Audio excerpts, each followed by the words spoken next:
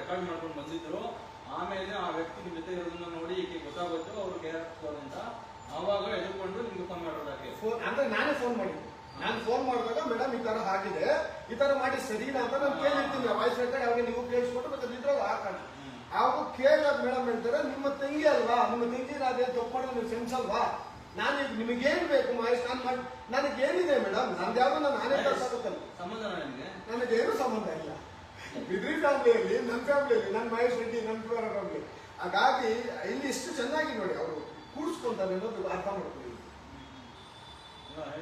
ಅದಕ್ಕೆ KS ಅಧಿಕಾರಿನೇ ಒಬ್ರು ಅದು AC ಆಗಿರೋರು ನಿಮ್ಮ ತಂಗಿ ಅಲ್ವಾ ಅಂತ ಅಂದ್ರೆ ಏನೋ ಅದರ ಸೂಚನೆ ಅಂತಾರ ಏನೋ ಸಂಬಂಧ ಇರ್ಬೇಕಂತ. ಇಲ್ಲ, ನಮಗೂ ಅವ್ರಿಗೆ ಸಂಬಂಧ ಇಲ್ಲ. ನಾನು ಆನೇಕಲ್ ತಾಲೂಕಲ್ಲಿ ನಾನು ಪದೇ ಎಲ್ಲಾ ವಿಡಿಯೋಗಳಲ್ಲಿ ಆ ಮೇಡಮ್ ಹೇಳಿದ್ದೀನಿ, ನಂದು ಯಾವುದೇ ಒಂದು ಗುಂಟೆ ಜಮೀನಿಲ್ಲ ಆನೇಕಲ್ ತಾಲೂಕಲ್ಲಿ, ನಿಮ್ಮ ಹತ್ರ ನನ್ಗೆ ಯಾವ್ದು ಕೆಲಸ ಬೇಕಾಗಿಲ್ಲ. ನನಗೆ ಬೇಕಾಗಿದ್ದು ಸರ್ಕಾರಿ ಜಾಗಗಳು ಉಳಿಸಿ ಹಾಗೂ ರೈತರ ಏನು ನೀವು ಖಾತೆಗಳು ಮಾಡಬೇಕಾಗುತ್ತೆ. ಈಗ ಜಮೀನು ಪರಬಾರೆ ಆದಾಗ ಖಾತೆಗೆ ಬಂದಾಗ ಖಾತೆಗಳು ಅಲ್ಲೇ BA ಮತ್ತು RA ಮತ್ತು ಸ್ಪೆಷಲ್ ವರ್ಗಲ್ಲೇ ಮುಗಿಸ್ಕೋಬೇಕಾಗಿರೋದನ್ನ AC ವರ್ಗೂ ಯಾಕೆ ತರ್ತೀರಾ? RRT ಕೇಸ್ ಆಗಿರ್ಬೋದು, RA ಕೇಸ್ಗಳಾಗಿರ್ಬೋದು.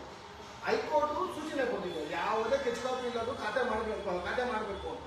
ಅದನ್ನ ಯಾಕೆ ನೀವು AC ಗೆ ಹಾಕ್ತೀರಾ? AC ಗೆ ಹಾಕ್ಬೇಕಾದ್ರೆ ಸ್ಪೆಷಲ್ ತಹಸೀಲ್ದಾರ್ಗೂ AC ಗೆ ಅವ್ರ ಅಡ್ಜಸ್ಟ್ಮೆಂಟ್ ಅಂದ್ರೆ AC ಅವ್ರು ಹೇಳ್ತಾರೆ ನನಗೆ ನೀವು ಹಾಕಿ. ಅದನ್ನೇ ಇಲ್ಲಿ ಇವಾಗ ಆಕೆ ಬಂದ ನಂತರ ಎಷ್ಟು ಅನ್ಯಾಯಿಕ ಸ್ಥಾನದಲ್ಲಿ ಕುತ್ಕೊಂಡು ಆಕೆ ತಿಳ್ಕೊಂಡಿದ್ದಾಳೆ ಅನ್ನೋದನ್ನ ಚೆಕ್ ಮಾಡಿ ಈಗ ಮೇಲ್ನೋಟಕ್ಕೆ 53 ಪ್ರಕರಣಗಳಲ್ಲಿ ಆಕೆ ದೋಷಪೂರಿತವಾದಂತಹ ಒಂದು ಆರ್ಡರ್ನ ಮಾಡಿದ್ದಾಳೆ ಅನ್ನೋದು ಈಗ ಮೇಲ್ನೋಟಕ್ಕೆ ಗೊತ್ತಾಗಿದೆ.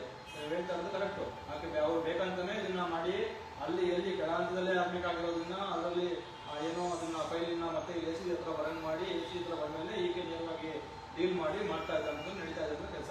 ಅದು ಇನ್ನೊಂದು ನ್ಯಾಯವಾಗಿ ಹೇಳ್ತೀನಿ. ಈಗ ವಿಲೇಜ್ ಹೆಸರು ಹೇಳಿದ್ರೆ ಯಾರೇ ಬೇಕಾದ್ರೆ ನನ್ನ ತನಿಖೆ ತಡೆದ್ರೆ ಆ ಜಮೀನ್ ಮಾಲೀಕರನ್ನು ಕೂಡ ಕರ್ಕೊಂಡ್ಬರ್ತೀನಿ.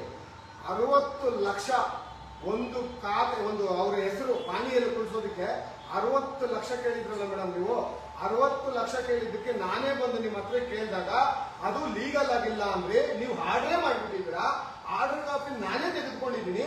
ಆರ್ಡರ್ ಕಾಪಿ ನಿಮ್ಗೆ ತಂಬು ಮತ್ತು ಸಿಗ್ನೇಚರ್ ಆಗಿಲ್ಲ, ಇನ್ನೆಲ್ಲ ಇದೆಲ್ಲ ಮೇಡಮ್ ಸಿಗ್ನೇಚರ್ ಆಗಿದೆ, ತಂಬಾಗಿದೆ.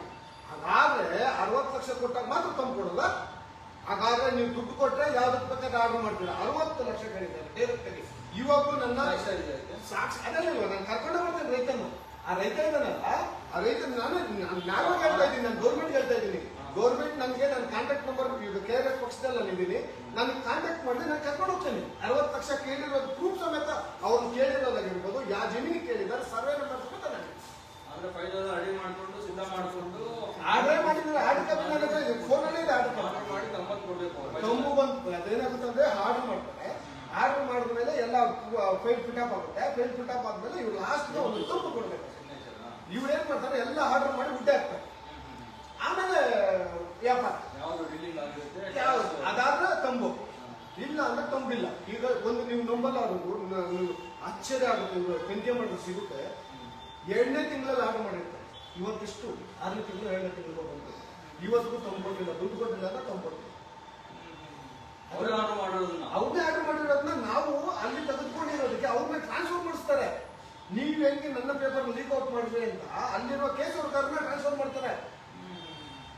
ಅದು ಬಿತ್ತು ವಾಯ್ಸ್ ರೆಕಾರ್ಡ್ ಸಮೇತ ಕೊಡ್ತೀನಿ. ಟ್ರಾನ್ಸ್ಫರ್ ಆಗಿಲ್ಲ, ಟ್ರಾನ್ಸ್ಫರ್ ಮಾಡಿಸ್ತೇವೆ, ಹೋಗಿ ಮುಂದಕ್ಕೆ ಟ್ರಾನ್ಸ್ಫರ್ ಆಗಿಲ್ಲ. ಅದ ಹೆಂಗ್ರಿ ನಮ್ಮ ಪೇಪರ್ಸ್ ಅವ್ರಿಗೆ ಲೀಕ್ ಆಗಾಯ್ತು ಅಂತ ಎಲ್ಲಾರನ್ನೂ ಕರೆದು ಮೀಟಿಂಗ್ ಮಾಡಿದ್ದಾರೆ ಮೇಡಮ್. ಎಲ್ಲೆಲ್ಲಿ ಪೆಂಡೆನ್ಸಿ ಕ್ರಿಯೇಟ್ ಮಾಡ್ಬೋದು, ಎಲ್ಲೆಲ್ಲಿ ಸತಾಯಿಸ್ಬೋದು, ಅಲ್ಲೆಲ್ಲ ಸತಾಯಿಸಿ ವಸೂಲಿ ಮಾಡೋದೇ ಈಗ ಕೆಲಸ.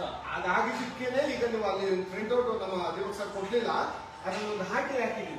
RTI ಇದು ನಿಮ್ಮ ಮೊಬೈಲಲ್ಲಿ ಇದೆ, ಅದನ್ನ ಬೇಕಾದ್ರೆ ನೋಡಿ. RTIಯಲ್ಲಿ ನಾನು ಹಾಕಿರೋದು RI ಕೇಸ್ಗಳೆಷ್ಟು, RRT ಕೇಸ್ಗಳೆಷ್ಟು. ದಯವಿಟ್ಟು ನೀವು ಬಂದಾಗಿಂದ ಇವತ್ತಿನವರೆಗೂ ಎಷ್ಟು ಕೇಸ್ಗಳು ಪೆಂಡಿಂಗ್ ಇದೆ, ನಿಮ್ಮ ಹತ್ರ ಎಷ್ಟು ಕೇಸ್ಗಳು ಬರುತ್ತೆ, ಅದೆಲ್ಲ ಎಷ್ಟು ಪೆಂಡಿಂಗ್ ಇದೆ ಟೋಟಲ್ ಆಗಿ ನನಗೆ ಸಂಪೂರ್ಣ ಮಾಹಿತಿ ದೃಢೀಕರಿಸಿ ನೀಡಿ ಅಂತ RTIಯಲ್ಲಿ ಹಾಕಿದ್ದೀನಿ. ಅದಕ್ಕೆ ಫೋನ್ ಮಾಡಿ ಕೊಡ್ತೀನಿ ಅಂದ್ರೆ 1 ತಿಂಗಳ ಮೇಲೆ 1 ತಿಂಗಳ ಕೊಡಿ.